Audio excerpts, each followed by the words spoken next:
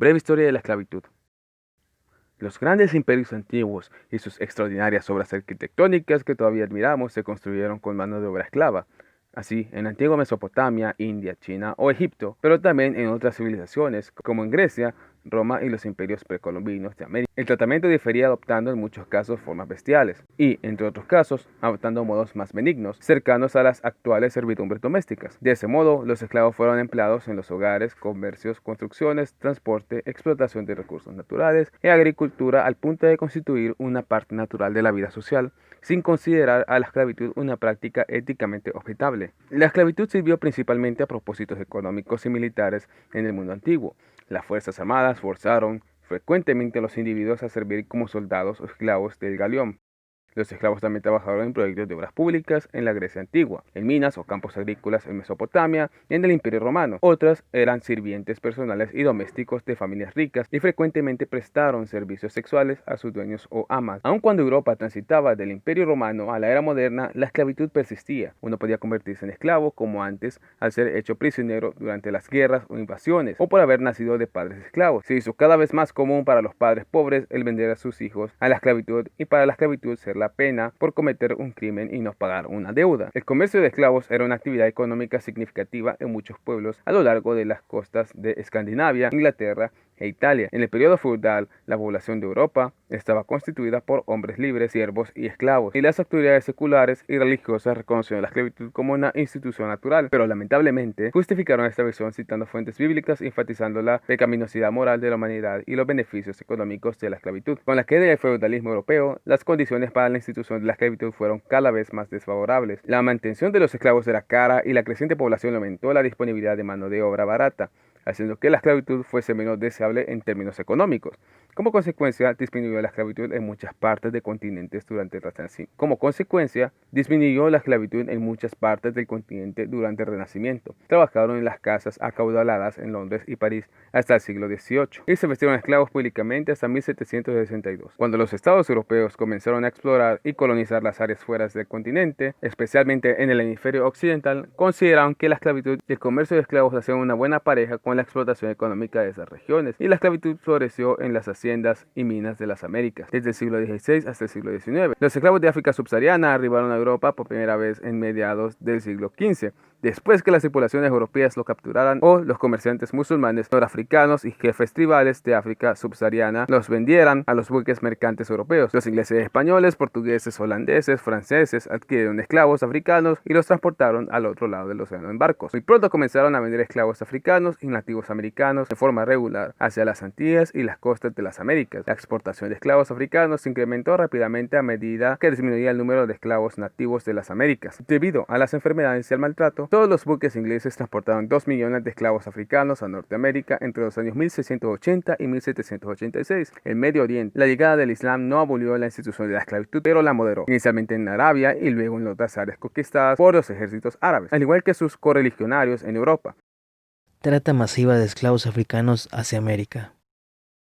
La conquista de América por los países europeos llevó consigo la restauración de la esclavitud, a fin de explotar las riquezas mineras y agrícolas del nuevo continente. Como ya se ha dicho, los africanos subsaharios habían sido por siglos víctimas de incursiones de levas de esclavos por parte de los árabes del norte de África. Sin embargo, las nuevas necesidades económicas de América generaron un comercio en gran escala de africanos hacia América y también hacia Europa. Se abrió otro itinerario de comercio esclavista, una suerte del triángulo de comercio entre países costeros de Europa, en el occidente de África y en el este de América, principalmente el Caribe. El tráfico de esclavos negros desde la costa occidental africana fue sustancialmente negocio privado desarrollado empresarialmente con licencias otorgadas por las autoridades coloniales europeas. En su origen fue un asunto organizado en pequeña escala, pero ya en el siglo XVI transformó un formidable negocio de traslado forzoso de población negra hacia América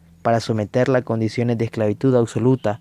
Su dureza varía según los patrones o la circunstancia. Entre el siglo XVI al siglo XIX, este proceso, equivalente al árabe musulmán en Oriente, fue planificado y desarrollado cuidadosamente.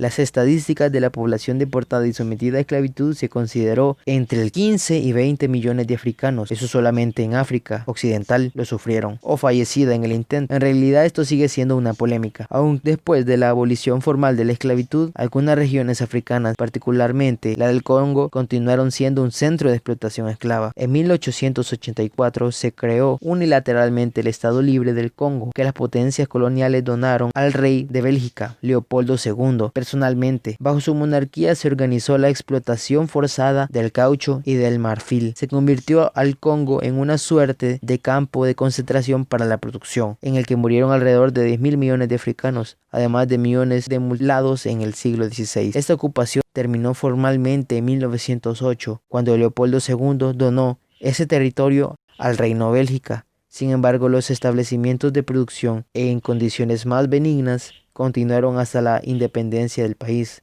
hoy República Democrática del Congo, en 1960. ¿Cómo se caracterizó el sistema esclavista?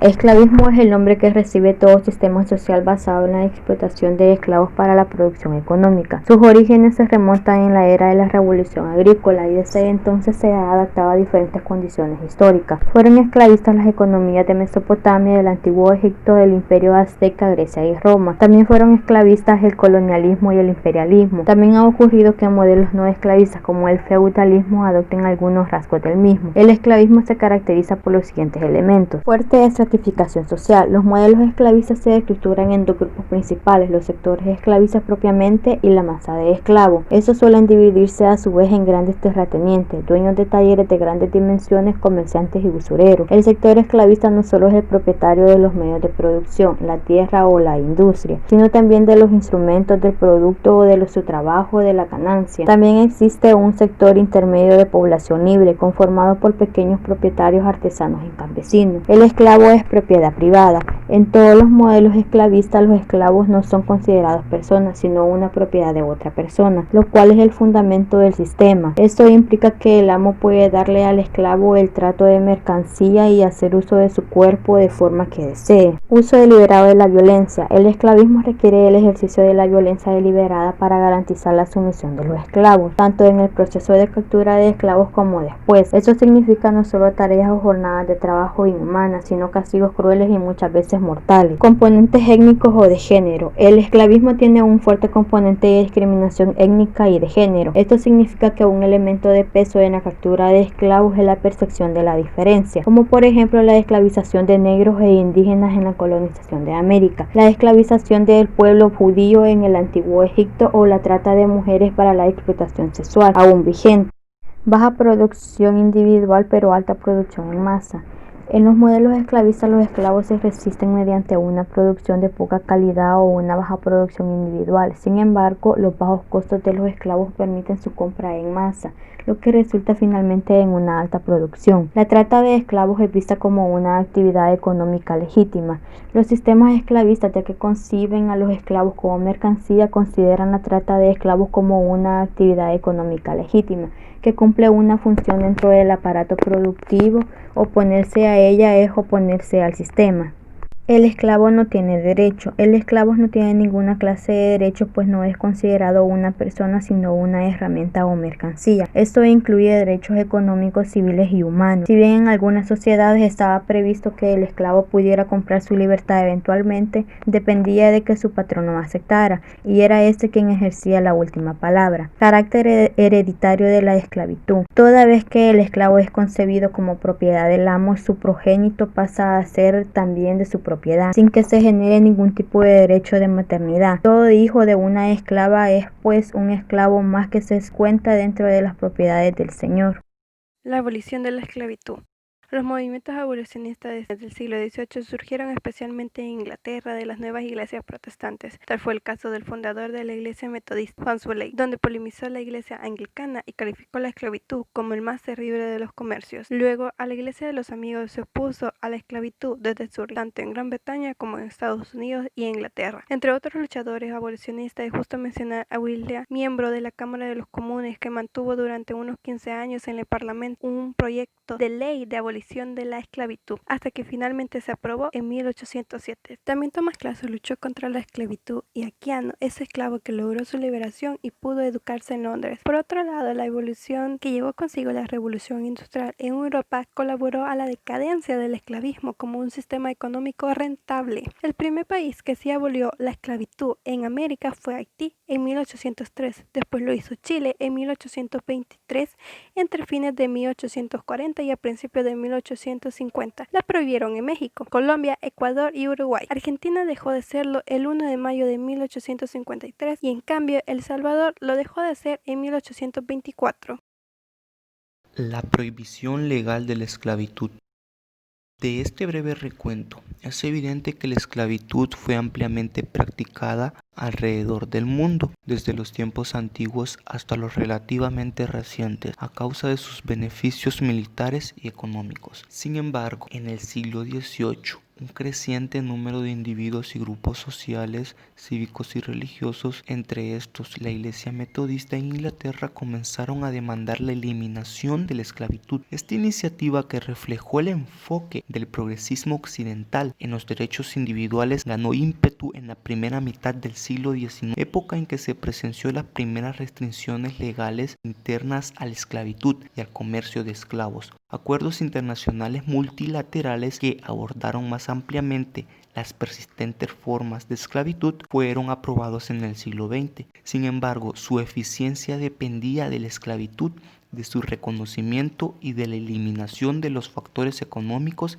y militares que continuaban respaldando a la esclavitud. Aunque este incipiente régimen legal gradualmente culminó en la prohibición de la esclavitud y el comercio de esclavos como Hunts-Cogens, una normativa preventiva de derechos internacionales de la cual ningún Estado puede desviarse. Solo ha logrado un éxito parcial en la eliminación de la esclavitud en todas sus formas, especialmente en el fenómeno moderno del tráfico de seres humanos.